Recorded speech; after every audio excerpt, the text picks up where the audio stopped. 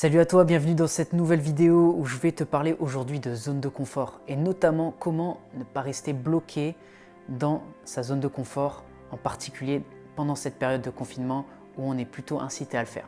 Donc on va voir ici plusieurs clés qui vont te permettre de changer la donne parce qu'on sait très bien que quand on reste dans sa zone de confort, c'est plutôt un problème indirect, quelque chose de sournois en fait. On ne va pas s'en rendre compte de suite. C'est un peu comme une habitude qu'on prend. On fait ça pendant quelques jours, ça continue pendant quelques semaines et ensuite pendant quelques mois. Et au fur et à mesure, on se retrouve dans un état dans lequel on n'aimerait pas être, en fait, un état d'insatisfaction parce qu'on sait qu'on peut faire beaucoup plus. Et la première chose que je te recommanderais, c'est de rester connecté à tes ambitions, notamment à tes objectifs, c'est-à-dire de les connaître, de les revoir régulièrement. Parce que quand tu fais ça, en fait, la motivation vient d'elle-même. Tu ne peux pas rester en place si tous les jours tu penses à tes objectifs, à ce que tu veux faire. L'énergie va venir d'elle-même. Et c'est la répétition qui va t'amener à développer cette motivation de manière automatique. En fait, tu vas créer des chemins neurologiques et ce comportement, tu vas l'avoir automatiquement. Tu vas finir par ne même plus avoir besoin de revoir tes objectifs, de revoir ce que tu as écrit. Ça va venir comme ça de suite à ton esprit et tu vas avoir la motivation qui va venir avec également. Donc comment tu peux faire pour développer cette motivation ? Tu peux avoir plusieurs moyens, notamment te poser des questions comme te demander mais qu'est-ce qui va se passer si je n'agis pas ? Qu'est-ce qui va se passer si je ne passe pas à l'action ? Qu'est-ce qui va se passer si je ne fais rien pendant un certain temps ?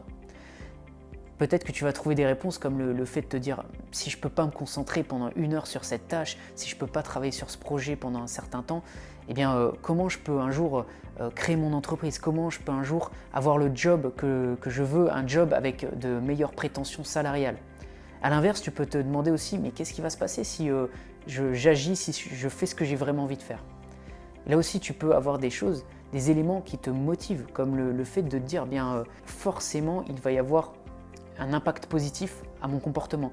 Parce que toute action qu'on adopte dans l'instant va avoir un effet. Va avoir un effet sur notre mentalité, va avoir un effet sur notre manière nos habitudes, notre manière de réagir aux choses. Et donc, il n'y aura que du positif si tu passes à l'action.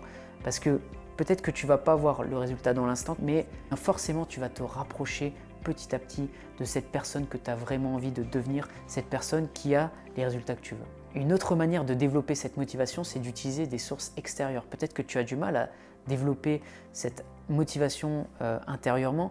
Peut-être que tu as besoin de sources extérieures, comme par exemple le fait d'aider tes proches, le fait de rendre service à des gens, de rendre service à une communauté, de rendre le monde meilleur. Peut-être que c'est prendre soin au maximum de tes enfants, peut-être que c'est leur procurer, leur permettre d'avoir accès aux meilleures écoles. Je ne sais pas ce que tu veux vraiment pour ta famille, ou peut-être que c'est être une personne qui apporte vraiment beaucoup de valeur à tes parents parce que tu veux leur rendre l'appareil par rapport à tout ce qu'ils t'ont apporté, et donc tu veux vraiment avoir un impact positif sur eux.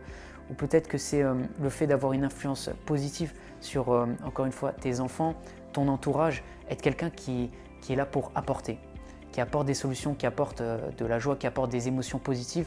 Peut-être que tu veux vraiment incarner cette personne et donc là, c'est vraiment important pour toi d'être garant de toutes ces valeurs par rapport à ton entourage, par rapport à quelque chose d'extérieur. Donc ça, c'est une autre manière de te motiver. Ensuite, tu as la discipline, c'est-à-dire prendre la décision de faire ce que tu t'es fixé. Ce que tu t'es fixé aujourd'hui, tu vas faire tout ça et rien de moins. Et à force de le faire, en fait, tu vas développer une certaine motivation parce que tu vas pouvoir compter sur ce que tu t'es dit et c'est pas à pas que tu vas évoluer dans ce sens et que tu vas devenir une personne beaucoup plus disciplinée et donc beaucoup plus motivée. Ensuite, il faut savoir où on en est, à quel stade on est, qu'est-ce qu'on a besoin d'améliorer.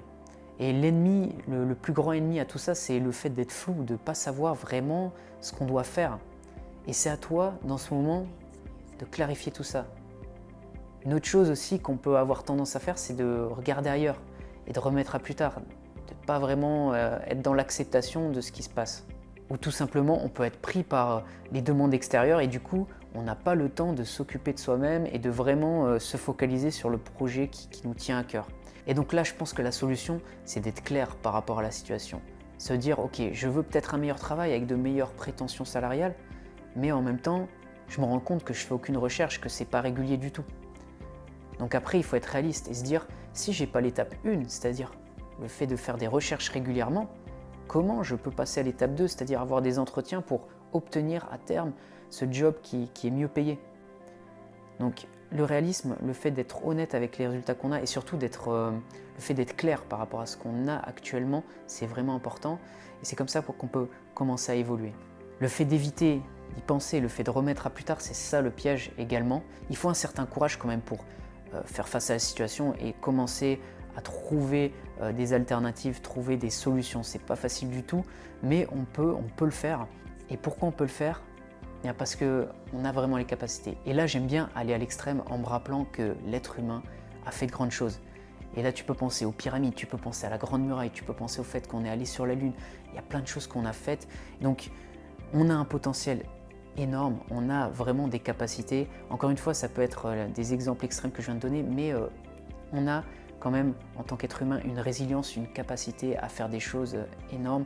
On a une persévérance incroyable et si on se concentre sur quelque chose, on peut vraiment l'avoir. Et finalement, ce que je te recommande, c'est de rester à la limite. C'est-à-dire cette limite entre ton confort et ton inconfort. Ces deux zones-là qui se chevauchent.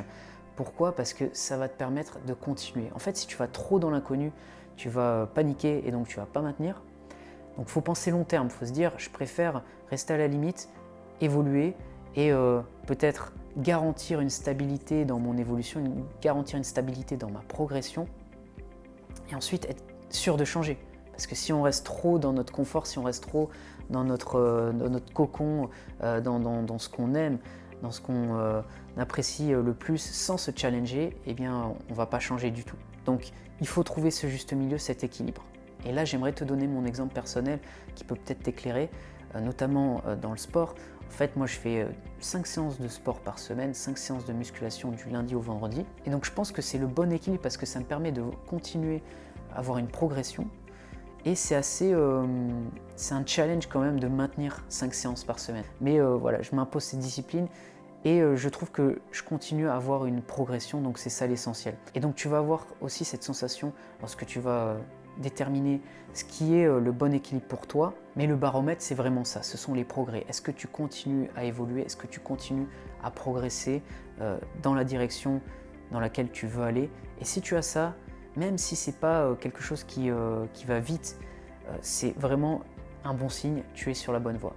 Donc trouve cet équilibre, essaye de vraiment le déterminer parce que c'est là que tu commences à prendre du plaisir. En fait, tu te rends compte qu'au fur et à mesure que tu t'améliores, les choses qui te challengeaient, les choses qui te mettaient au défi, tu arrives à les faire beaucoup plus aisément. Et ensuite, tu vois des progrès, tu vois une évolution et ça motive énormément parce qu'au fur et à mesure, tu vois des résultats positifs et c'est aussi pour ça qu'on le fait, hein. On le fait pour voir des changements. Mais c'est vraiment l'idée de faire les choses tout en prenant du plaisir au fur et à mesure qui est extrêmement motivante. Donc voilà pour cette vidéo, j'espère qu'elle t'a aidé. Si ça t'a plu, tu peux mettre un j'aime, tu peux t'abonner également et je te dis à bientôt pour une prochaine vidéo.